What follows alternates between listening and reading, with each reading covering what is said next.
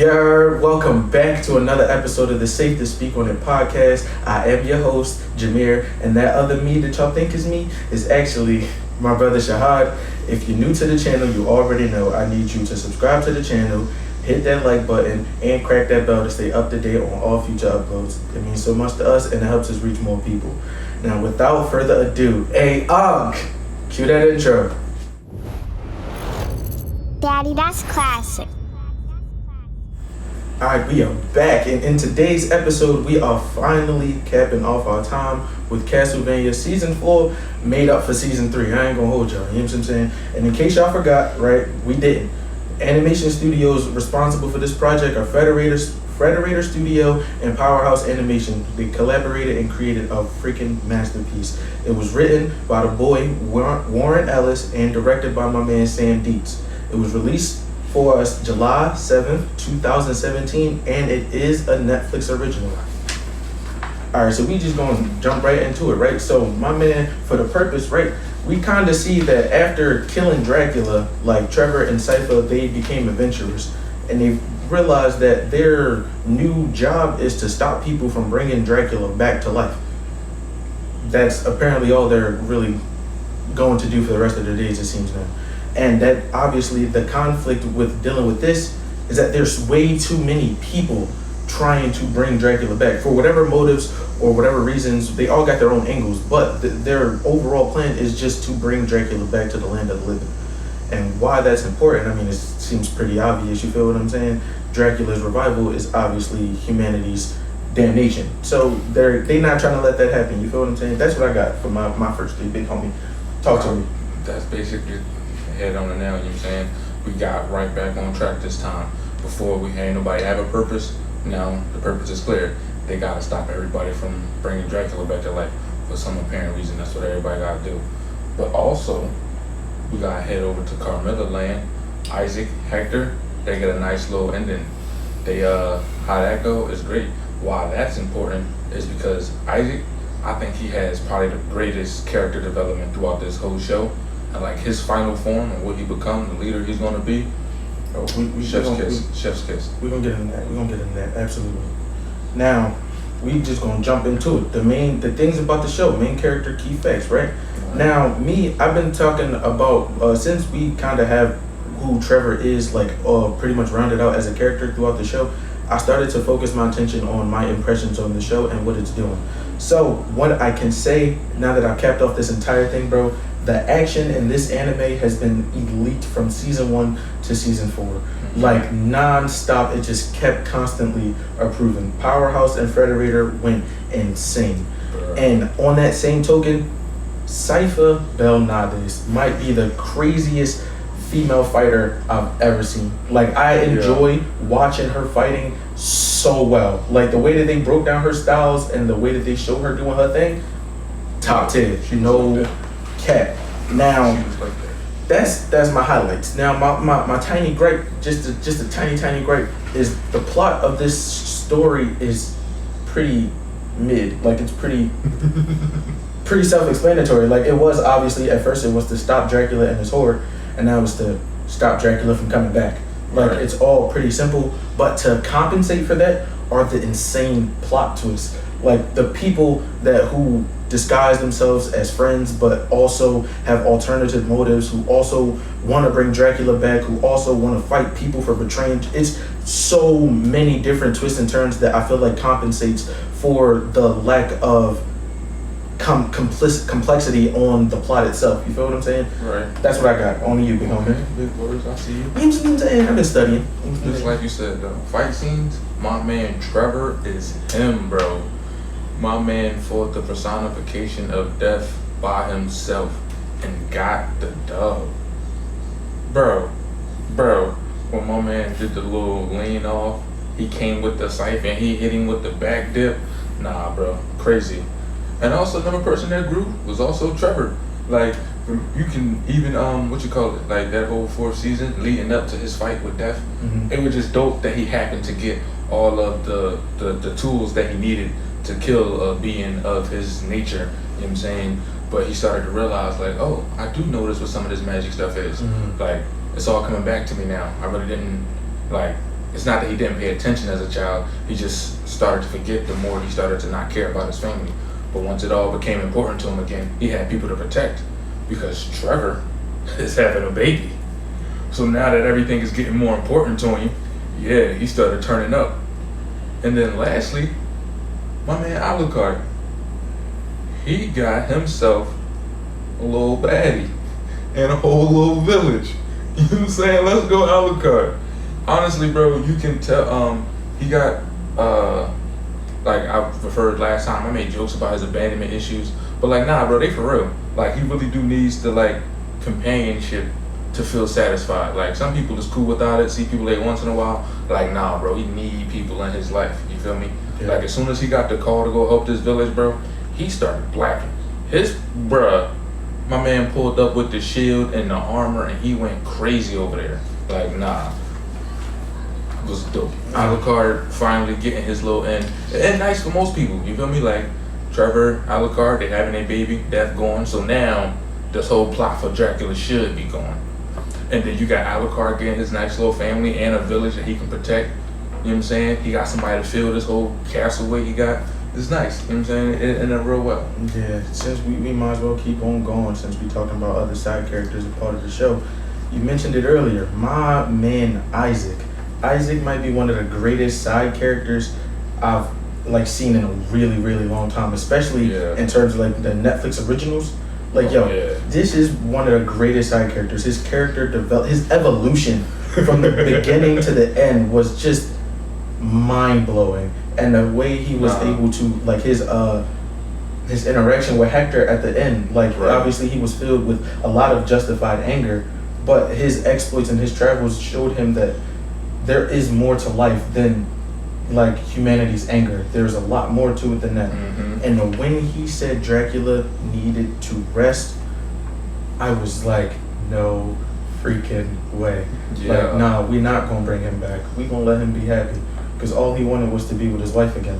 We gonna give him that. He earned that. I was like, talk your talk, big dog. You know what I'm saying? Yes, sir. And my man Hector finally grabbed his McNuggets and acted like a man, yo. I got tired of seeing my man so easily manipulated, bro. It was killing me because you really can tell that these are geniuses. Like they've walked among the supernatural for however long, but they've studied so much and they know way more than they give themselves credit for. Right. So it was like, bro, you know better and you know better. Start acting like it. And then when he started moving his chess pieces around, manipulating his situations the way he did, I was like, thank you, finally. Oh my God, I loved it.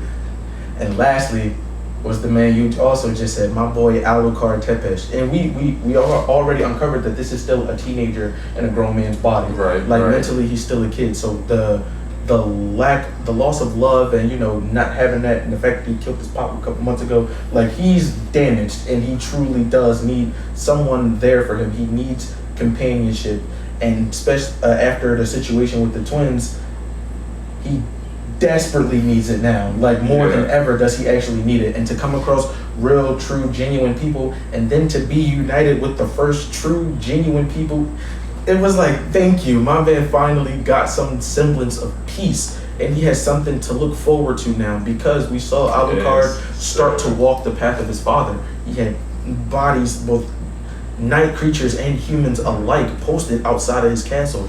Like he was going to start walking the path of Dracula, and it stopped him, and it was beautiful to see. Absolutely beautiful. So those are my side characters. You feel what I'm saying? Big fella, give me yours.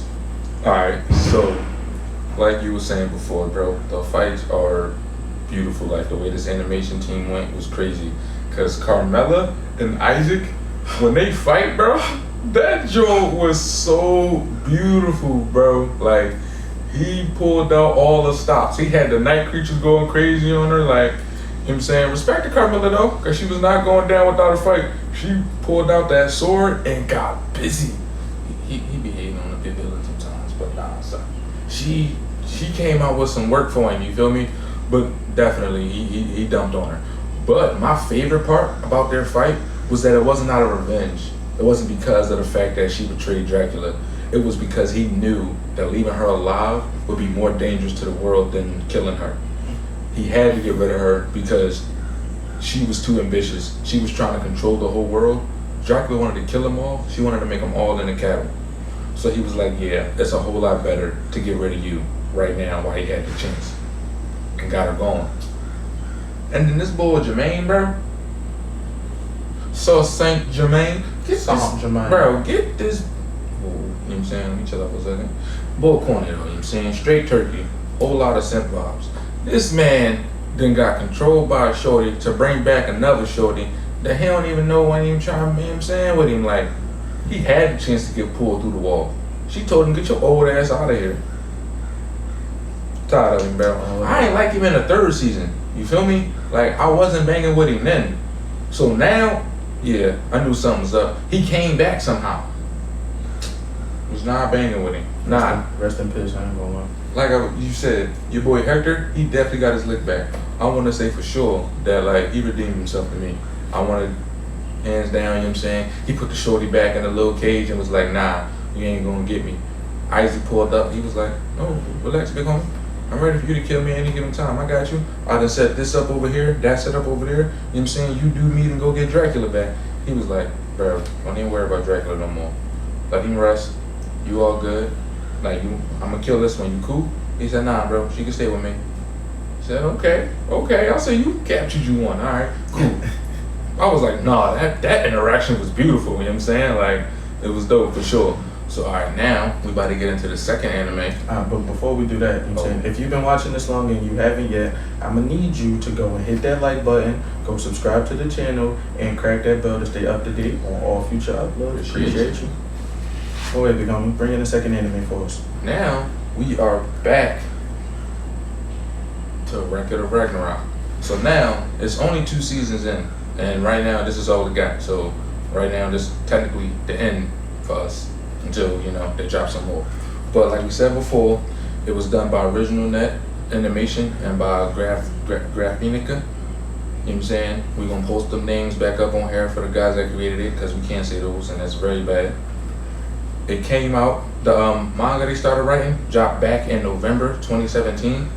And the anime came out on Netflix, because again, Netflix original, in June 2021. So, as we said before, it's about gods versus man. The gods had a meeting to determine whether or not they should destroy the world. Valkyrie, she interjected and said that y'all really just scared of the humans, y'all don't want them around, and they was like, cool, so we can fight about it. And that's what they doing. The whole purpose so far that we can see is that Bruli, which is the main Valkyrie, Brunhilde, sorry, her name is Brunhilde. She is trying to give the humans a fighting chance. So therefore, she's the one choosing all of the great fighters from the history of man to fight against these gods. The conflict of this whole thing is the fact that the gods, they ain't just like laying down for these people. They going crazy. So yeah, it's kind of hard to figure out how it's supposed to be man, like God's supposed to win this one right now. I mean, how the man is supposed to win this one right now. But it's 2-1.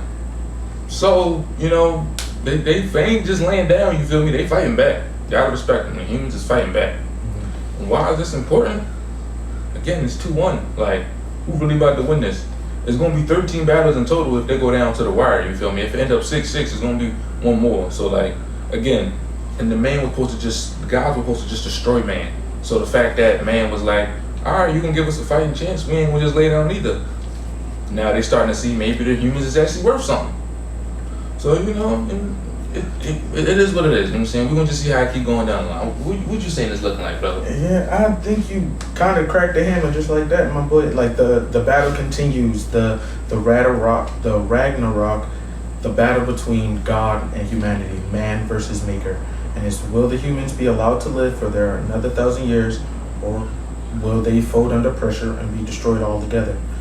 And the main conflict was, as he said, you know, these gods, like after the death of Poseidon by history's greatest loser, my boy Sasuke Kojiro, you know what I'm saying, that's my guy.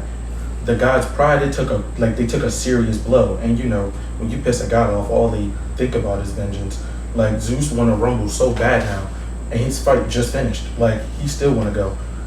And why it's important is, like, this battle is no longer a battle. For the gods, it's an all-out war now. And for whatever motives, Brunhilde, it's looking like a complete retribution from her side. Like, this is our rebellion, our rise up for humanity. That's my take on it. You know what I'm saying? And we gonna go right into, the main character / thoughts on the show, right? Okay. I only have two, right? I only have two. My first one was how Brunhilde really put one of the most ruthless killers in history, Jack the Ripper, versus her brother, my boy Hercules. I just thought that was real crazy. Like, do you really hate the gods that bad that you was cool with putting your brother against this guy? You know what I'm saying? So Brunhilde is still a mystery that that still hasn't been solved in 2 seasons. We still don't know what's going on with Shorty, right? But now my other gripe is that this show is so goddamn slow. When I say the pacing makes me miserable, the fights take a total of... our longest fight was 16 minutes. You understand? Our longest fight was 16 minutes. These fights take 5 episodes. 20 minutes per episode, which means over an hour. Nothing but backstory and talking and introducing characters and a bunch of other nonsense. The fighting is so slow. It's... oh my God. Season 2 is 15 episodes. There's only 3 fights. 3.5. 15 episodes. Why are y'all talking so much? Go, bro. Give me your main characters, please. Give me your key facts, bro, please. Alright, so let's actually go back to Hercules versus Jack the Ripper. Mm-hmm. I actually thought that was like one of the more monumental fights of the show, considering the fact of who Jack the Ripper is, one of the most notorious serial killers in history, and then Hercules, a man that was so noble, eventually completed his 13 tasks. His 13, what would they call it? Yeah, we're just gonna call them tasks. His 13 tasks, and he becomes a god himself. So it was like a man that was so perfect that he was able to become the top, while this dude just was the worst of the worst. And Hercules even said it himself, the reason why he decided to even fight in Ragnarok was to really give humans another chance, in a sense. It was his way of saying, like, he's gonna go all out, and if you really win, like, you're proving that y'all deserve to win, because he actually wants humans to survive, because he's part human himself. Because, he wasn't born a god, he just got elevated to that status. Mm-hmm. So I thought, like, the conclusion of that fight was amazing, considering the fact that, like, Jack the Ripper had that issue where he can see your emotions through a color in his special eye he had. So not at one point did he feel disdain or hatred from Hercules. He only felt Hercules' pride. And then once he actually won and killed Hercules, he saw Hercules' love and respect for him. And these were colors the love and respect were colors he never saw, even though he thought he saw those from his mother. That's never what it was. So I thought that was actually great for him. So that Jack the Ripper story was probably my favorite. And then as he won, he walked out, and all of the old people were just throwing stuff at him, smacking him in his dome and all that. My man got hit, took a knee, then stood up and took a bow. I loved it. My man Jack the Ripper was on something crazy. I ain't gonna lie, they gave me Trey Young vibes. Like the basketball player, when the crowds be cursing at him and all that, he just be like... Yeah, for sure. And then also, like you said, Brunhilde is definitely a little strange, because at the same time, she loved the fact that Jack won. She picked him the perfect partner. She was happy, and grateful for his, his trauma that helped him get over it, his story. She was grateful for his evolution and the person he was going to become. But at the same time, Hercules was her brother, so that's the one that hurt her the most. She was squeezing her fist so hard, she had blood coming down her hands. So again, it's like, why did you choose to help the humans in the first place? I'm still so lost. So lost. And now, my man Raiden, the sumo ball, bro, him with the big shorty, that was too funny, bro. It was alright in the beginning. Bro, I love main man. Him versus Shiva was definitely a great fight for sure. He picked the perfect partner. a shorty damn near 10 feet tall, just as buff as him. This man was so strong that he could never fight at his full power because his bones wouldn't be able to take the expansion of his muscles. That's amazing. I'm loving it, man. I'm loving the way some of the fighting go. You feel me? I also have to agree, the pacing is very long because my favorite character became one of my second favorite characters by the end of the show just because of the pacing of that damn fight. But on to you for your your side characters, my good brother. Okay, we talking about the side characters now. I only got one of those. Yeah, bro. I was not feeling Record of Ragnarok. It was blowing my. I fell asleep like 7 different times trying to finish this anime. It took so long. But there was this one thing that they did that I thought was really, really, really good. Do you know the character Zero and the 7 gods of good fortune? Mm-hmm. Did that remind you of anything? Mm-hmm. Okay, cool. So it made me think of what the Japanese culture's ideology on the ladybug. Talk to me. So, and you saw when they did the backstory for Zero, he showed you how he was taking all of their pain, right? And making people happy with that. Mm-hmm. So in Japanese culture, a ladybug is called tentomushi. And tentomushi, they said there are 7 spots, there are spots on his back for the 7 sorrows of the world. And the common misconception is that ladybugs bring good luck, when the reality is they take all the bad luck so people can experience good. Okay.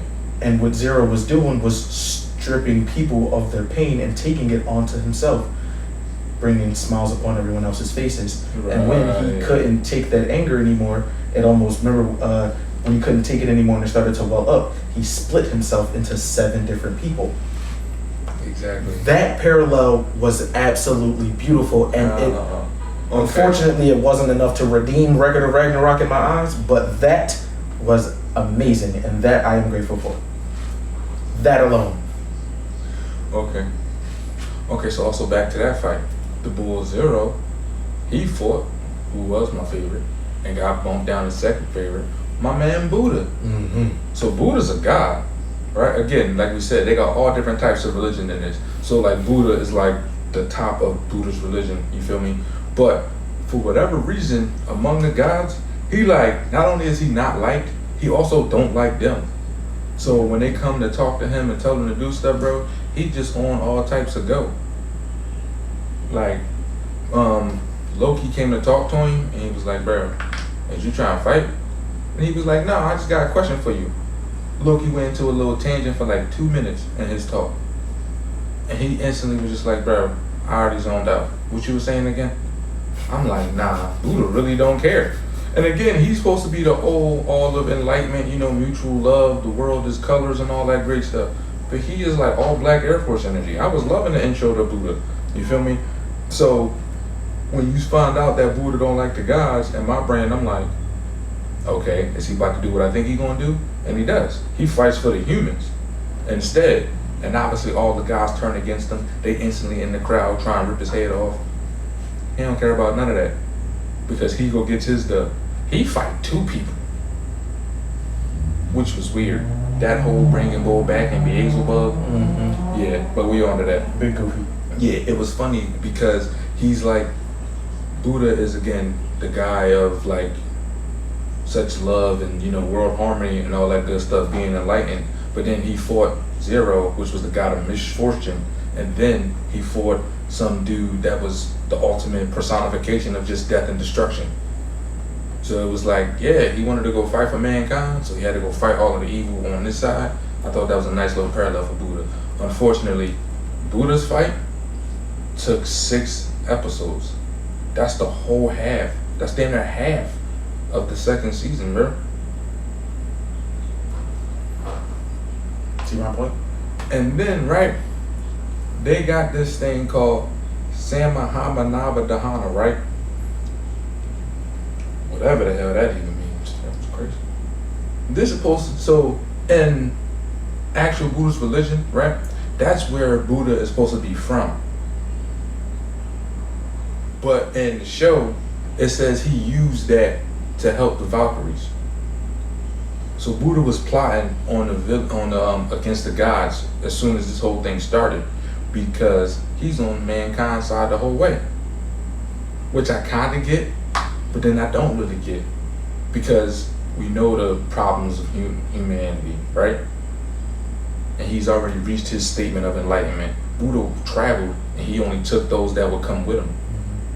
So now that he's like making a stand for everybody, before he was never like that. He was always just like, listen, if you want to come, you want to come. If not, I'm going to let you fall off the wayside. You ain't going to slow my group down.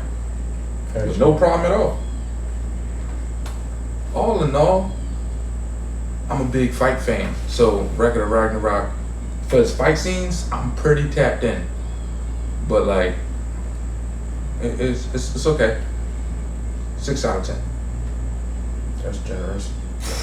That was crazy. 6 out of 10 is crazy generous. I don't know.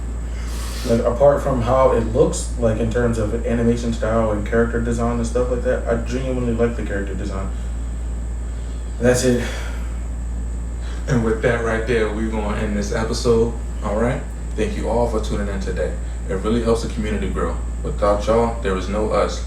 Leave all your thoughts and comments down below, and we can get to all of that in future episodes. Remember, like the video, subscribe to the channel, and please hit the noti bell so you are updated on all future uploads.